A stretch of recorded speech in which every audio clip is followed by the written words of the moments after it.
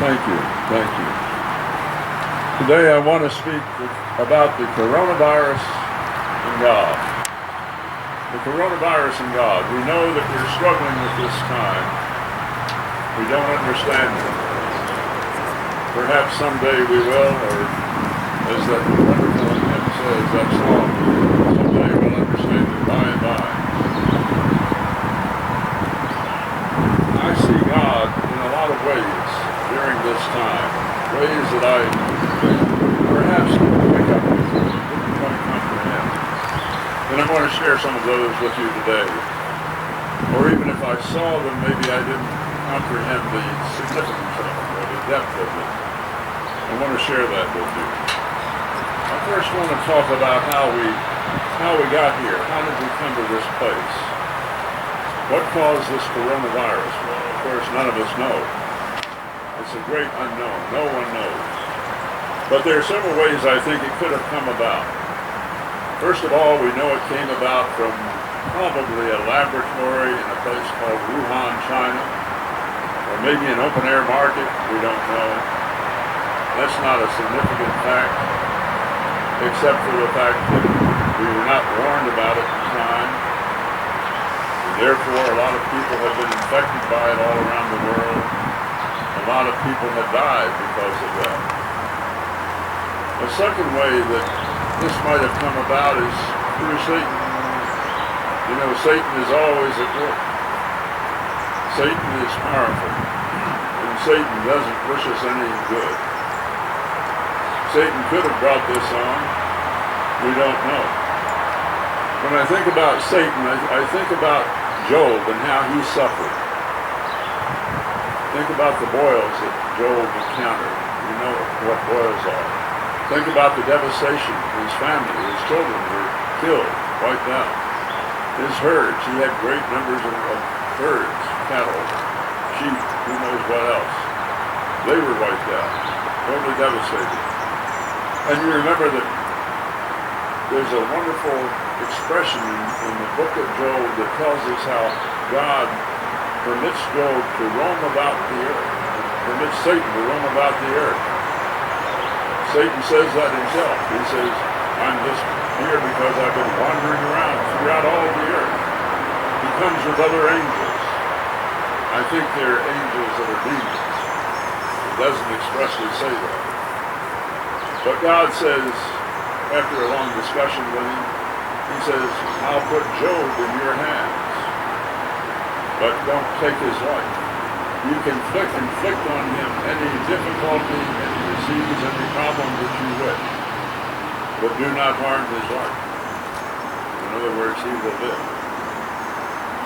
Now, Jesus himself called Satan the ruler of the world 3 times in Scripture. 3 times. In John 14:36, in John 12:31, and in John 16:11.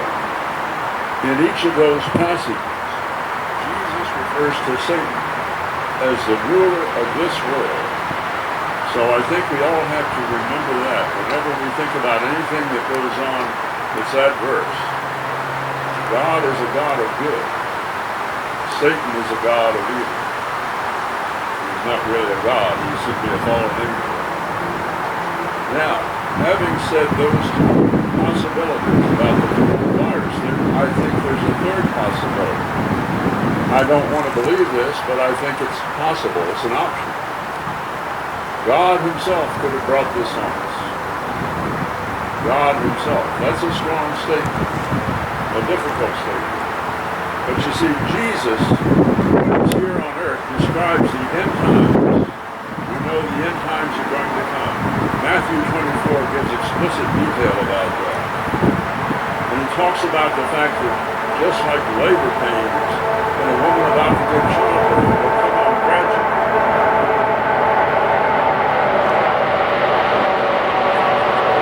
So the end times will come on gradually. That's why he uses the illustration of birth pains. God will allow an increase, in other words, in trials and difficulties of all kinds. And perhaps that's what's going on right now. This is certainly a trial for us, he would do that to bring all men to Christ, to all humankind to Christ. The purpose of the tribulation that's talked about in the Bible is to bring pressure on humankind, to have them convert and be convicted, to give their hearts and lives to God in Christ, to surrender, and thereby to find salvation. Jesus described the end times this way in Matthew 24, and also in Mark 13, and also in Luke 21. So there's ample evidence. In Matthew 24, verses 6 through 8, he says this. He says, "You will hear of wars and rumors of wars, but see to it that you are not alarmed. Such things must happen, but the end is still to come. Nation will rise against nation, kingdom against kingdom. There will be famines and earthquakes in various places. All these are the beginning of the birth pains." It does not say anything in there about pestilences, about pandemics like we're going through right now. But you see, that doesn't mean that it's still not a part of God's overall infinite plan. It could be God's plan to get people to start thinking about things and about the end times. We don't know. Why do I say that? Think about this.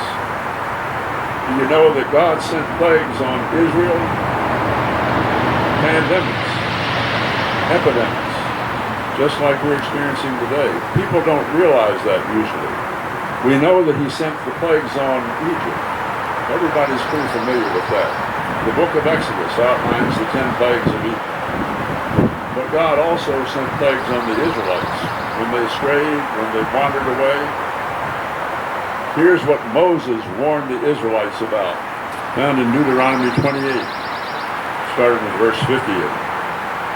He says, "If you," speaking to the people, the Israelites down in the Sinai, he says, "if you are not careful to observe all the words of this law that God had given you, this law which is written in this book, and to fear his glorious and awesome name, the Lord your God will bring upon you and your descendants wondrous calamities." Calamities, that's the first choice, first instance. "Severe and constant calamities, and malignant and constant sicknesses." Think about those words, malignant and constant sicknesses. "He will bring back upon you all the diseases of Egypt." Think about that. There were 10 plagues in Egypt. "He will bring back upon you," it says, "all the diseases of Egypt, which you dread, and which will cling to you." Deuteronomy 28, verses 58 through 60. Israel sinned as they came up through the Sinai desert. They sinned a number of times. In one case, they were sinning with the Moabites. The Moabites were a much dreaded enemy of theirs in the long term. But as they sinned with them, God pulled them away, found a way to get them to do that. Here's what it says about that, which is found in Numbers chapter 25, verses 8 and 9. It says, "Then the plague," and this assumes that God had sent this plague because Satan didn't do it, "then the plague against the Israelites was stopped. But those who died in the plague numbered," get this, 24,000. 24,000. Our number is much higher today, but we're not trying to compare numbers. When David took a census of his people, the Israelites, against God's will, against God's command, he was punished. And this was the punishment found in 2 Samuel 24 and verse 15. It says, "The Lord sent a plague." Look at those words. The Lord sent a plague on Israel from that morning until the end of time designated. In other words, he had set a time, God had, and he says, "I'm going to send this plague on you, on the Israelites, until that time." And 70,000 of the people from Dan to Beersheba died. those two tribes. All the people in between those two tribes in the land of Israel died. You see, God can send a plague, can inflict a plague upon his people. Now, as bad as the coronavirus is, and we all know it's bad, there's no question about that, I can still see God at work during this time. I see him working in a number of ways, so many aspects of it. And this is one of them right here today, because you are all out there. You have a hunger and a thirst for God. You are here today because you're hungry for his word and thirsty for his word. You didn't come to hear me. You didn't come to hear just the choir. You came for the total experience. But there's a bigger reason, whether you realize it or not, and this was something that struck me as I was thinking about it over the week. The reason we're all here is because we want to fellowship one with another. We'd love to be in this building, not because, as Judy says, this is not the church, we are the church. But we miss the fellowship that we get by being here in church, don't we? That's why we come. Amen. Amen. Amen. Amen.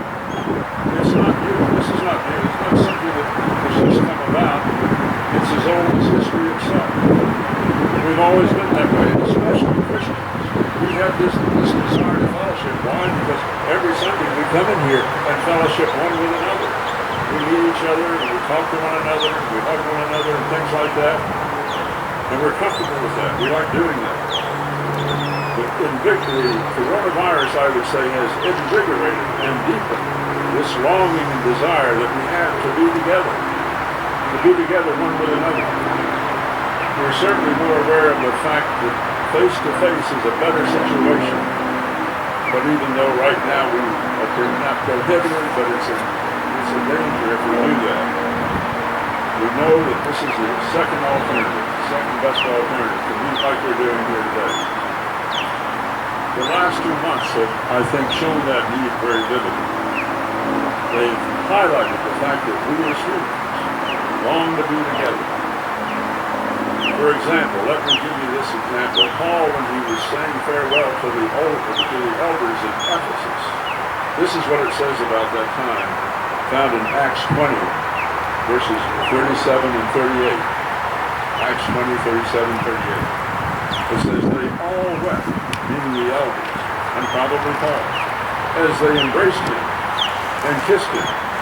What grieved them the most was his statement that they would never see him again. Then they accompanied him to the ship, and he set sailed off. People in Ephesus had grown fond of Paul. They loved Paul. And now he was leaving for good. This would be the last time they would see him. Paul said this to Timothy when he was imprisoned in Rome. It's found in 2 Timothy chapter 1, verse 4. 2 Timothy chapter 1, verse 4.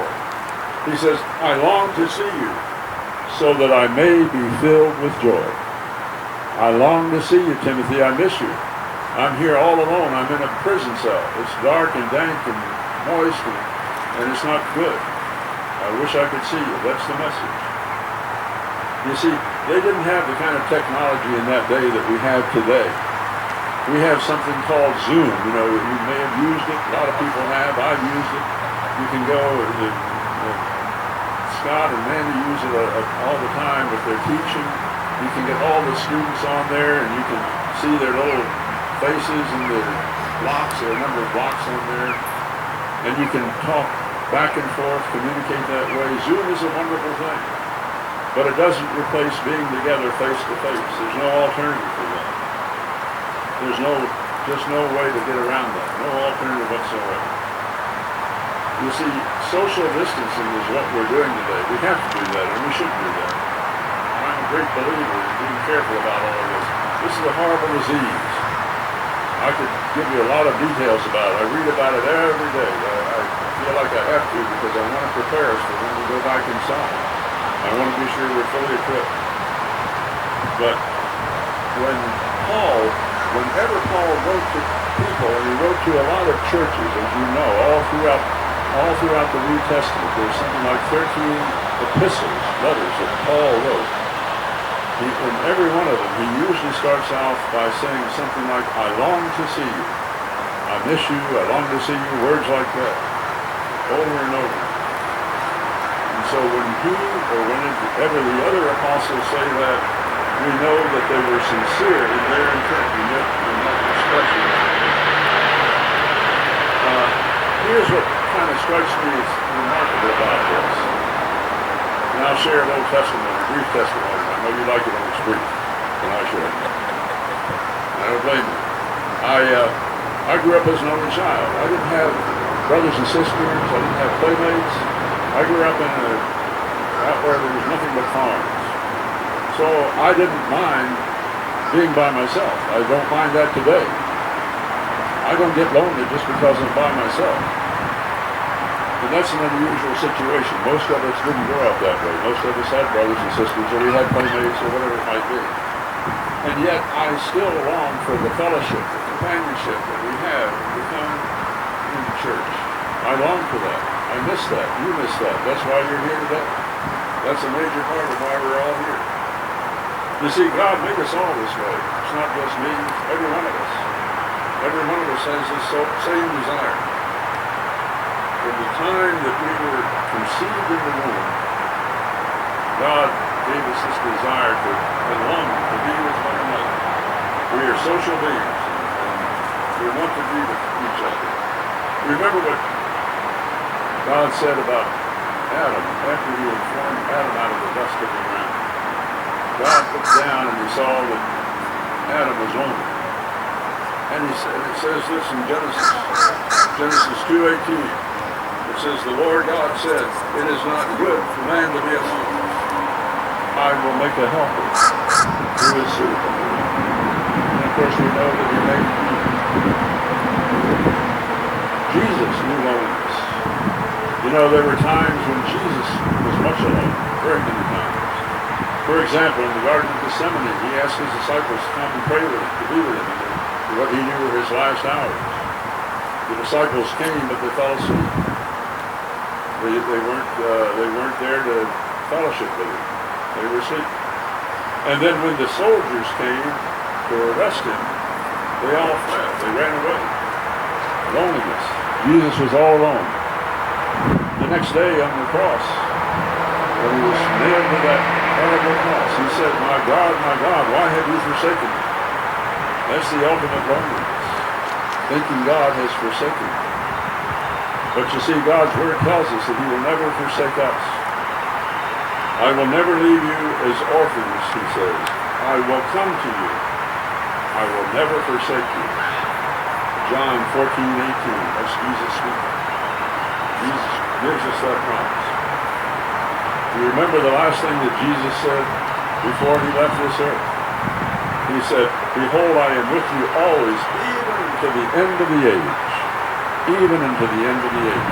And when he left, he sent the Holy Spirit, that we might have the Holy Spirit with us, as we have today. Praise the Lord. This is what John wrote. John wrote this in second letter. This is one of the epistles, one of the letters that John wrote. John wrote this to Christians everywhere, people like you and me. He said, I would rather not use paper and ink. Instead, he says, I hope to come to you and to talk face to face. Face to face. So that our joy may be complete.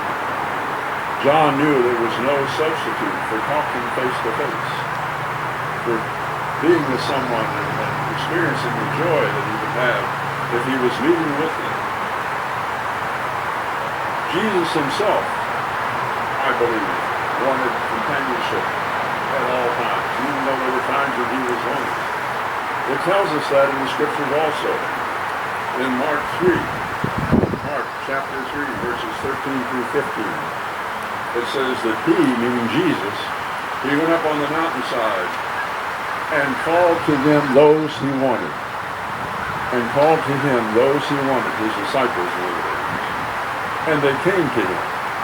Think about that. That's companionship. He had appointed 12, designating them apostles, that they might be with him. There's the key phrase, that they might be with him. That's what he wanted. And he wanted to send them out, and he wanted them to teach and preach just like he did. But he wanted the companionship. That he might send them out to preach and have authority to cast out demons. You see, we all have this desire for companionship. Even God longs for companionship. That's why he's given us this quality, this trait, I believe. When we gather together in one place, whether it's here or anywhere else, no audio or visual or any other technology that we have today, and we have a number of them. I mentioned the Zoom. There's another one called FaceTime that you can use.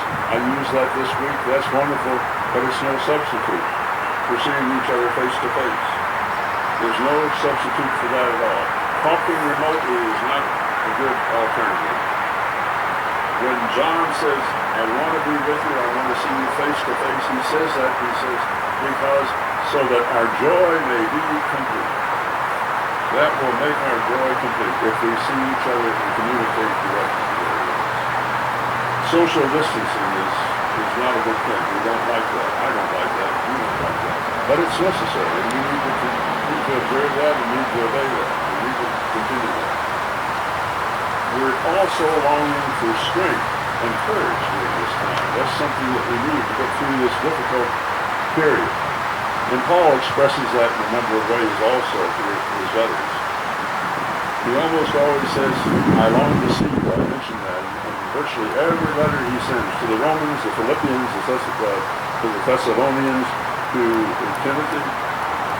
He writes to Corinthians like this. Listen to what he says to the people in Corinth, the church that he had founded in Corinth. 1 Corinthians 4:17. He says, I have sent you Timothy, my right-hand man, in other words. I have sent you Timothy, my son. That's how much he thinks of him. Whom I love, and who is faithful in the Lord. He will remind you of my way. This is why I'm sending him to you. He will remind you of my way, Paul says. My way of life in Jesus Christ, which agrees with what I teach everywhere in every church. This is why I'm going to send him to you. He's my spokesman. He's my alternative. He's my ambassador. That's what he's saying about Timothy, this young man that he loves. He knew that Timothy's flesh and blood was far more important to be there, to talk to them directly, than any letter that he could write. Far more than his own words. He said this, following on in 1 Thessalonians chapter 3, verse 2. 1 Thessalonians chapter 3, verse 2. He says, to the church of Thessalonica, he says, we sent Timothy, who is our brother and co-worker in God's service, in spreading the gospel of Christ. That's what Timothy was. Timothy was an evangelist, preacher, whatever you want to call him, a deacon, an elder, just like Paul was. To strengthen, here's the key verse, to strengthen and encourage you in your faith. That's why I'm sending him to you. That's why he's there in your midst. That's why it's so important. You see, the physical presence of one another is, again, there's no alternative to that. To strengthen, to enable, and to encourage. That's what we need. Paul knew the extraordinary capability of being face to face. It's only right that we want to see each other. There's nothing wrong with that. To strengthen, encourage, and to facilitate everything that goes on with each other and in the church. God wants to see us as well. He wants us to walk daily with him. I've spoken on that before. Walking in God's will. We need to continue to do that.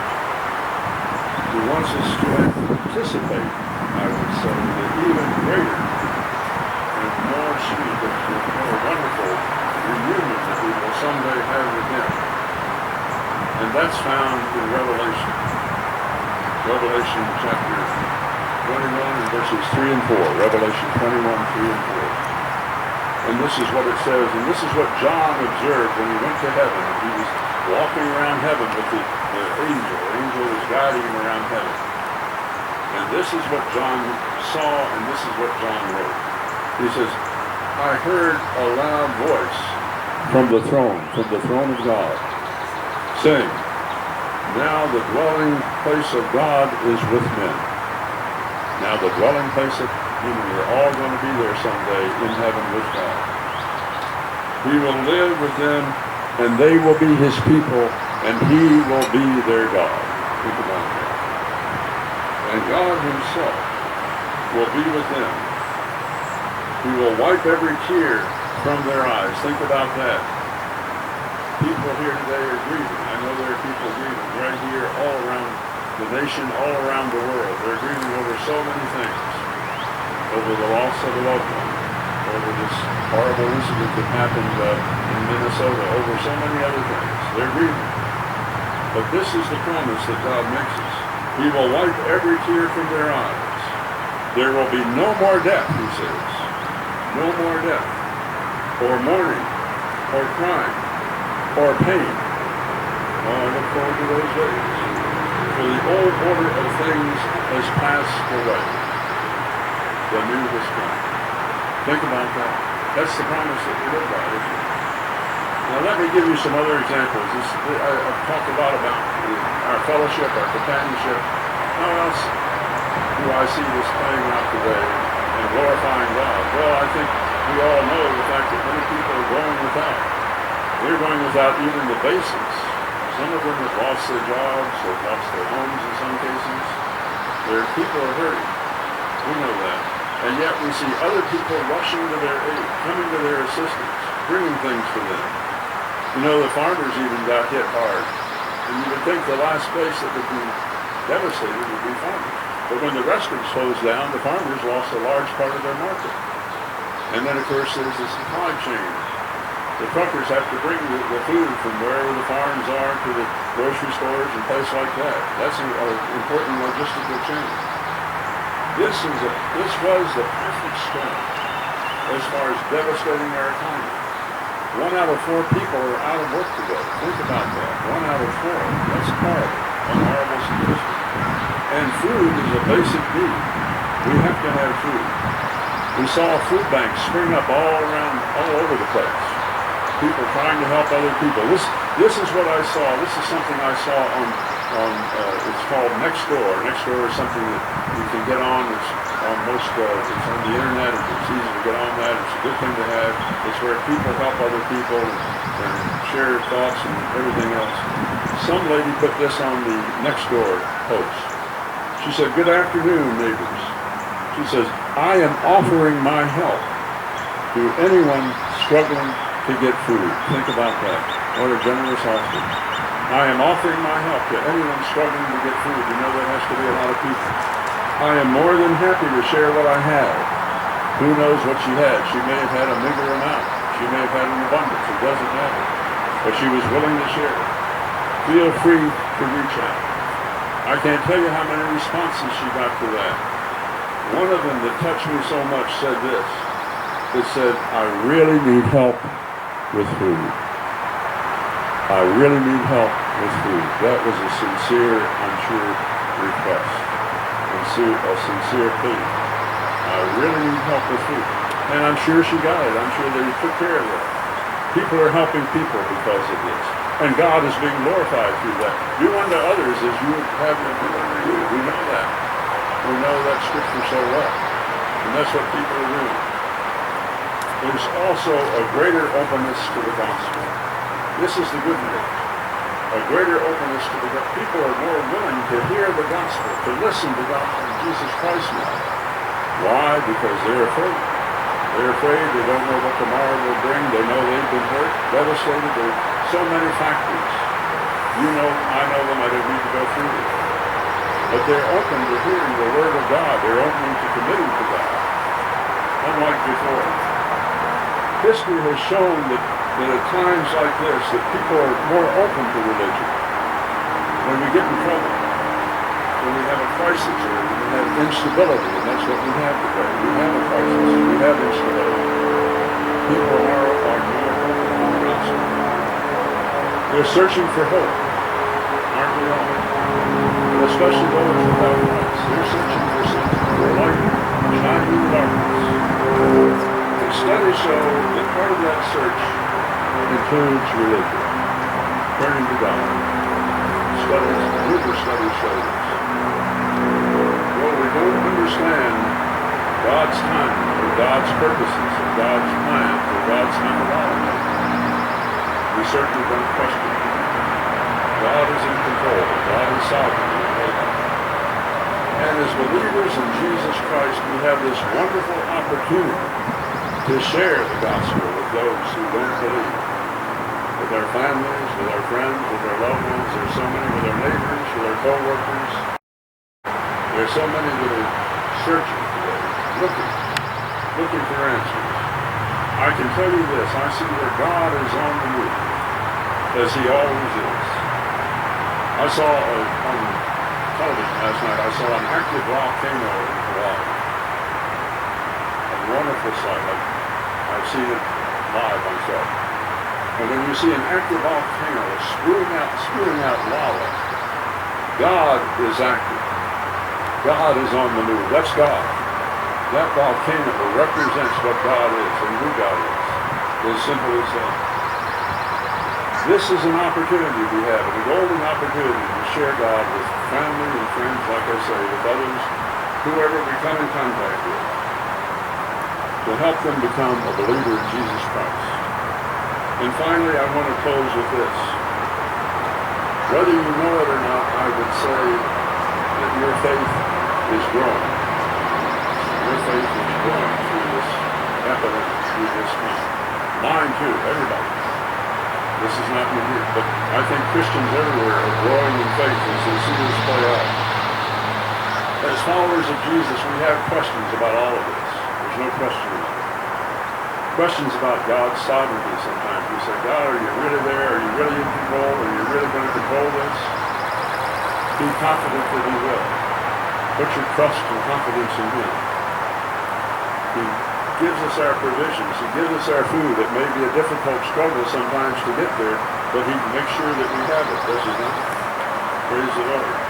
It's at times like this when our faith is sometimes in doubt or is challenged.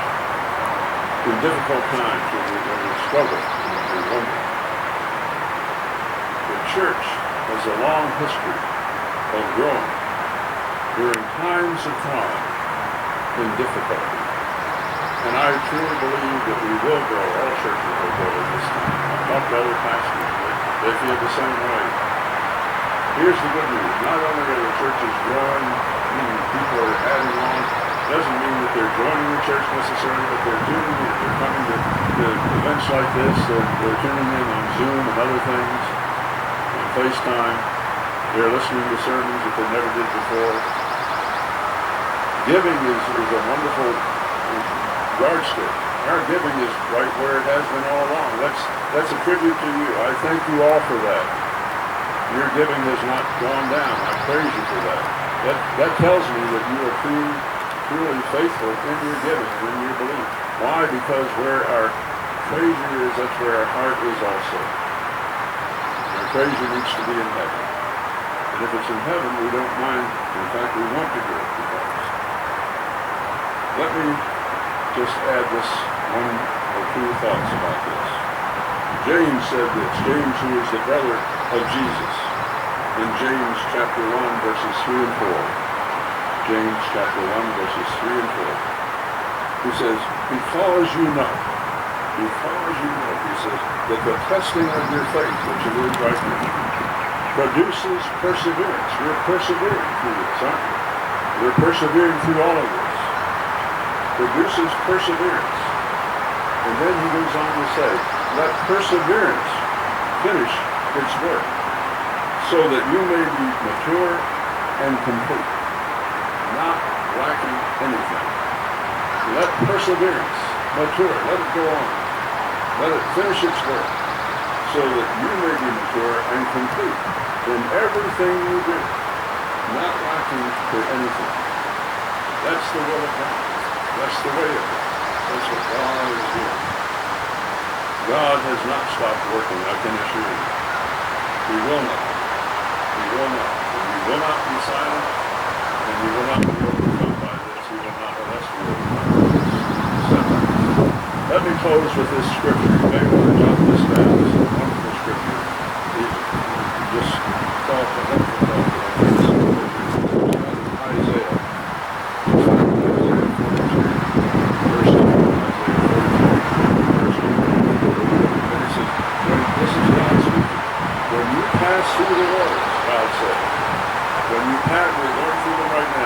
pass through the waters, I will be with you. And when you pass through the rivers, I will be with you at all times. The waters will not sweep over you. The rivers will not sweep over you. And when you walk through the fire, here's the important part as well. When you walk through the fire, whether it's a river or a flood or fire, whatever it might be, when you walk through the fire, you will not be burned. The flames will not set you ablaze. The flames will not set you ablaze. It's God's will that we persevere through this time. Yeah, I've seen him working in so many ways. I've seen him glorified in so many ways. And this is God's time for us to persevere. Turn it back over to the meeting.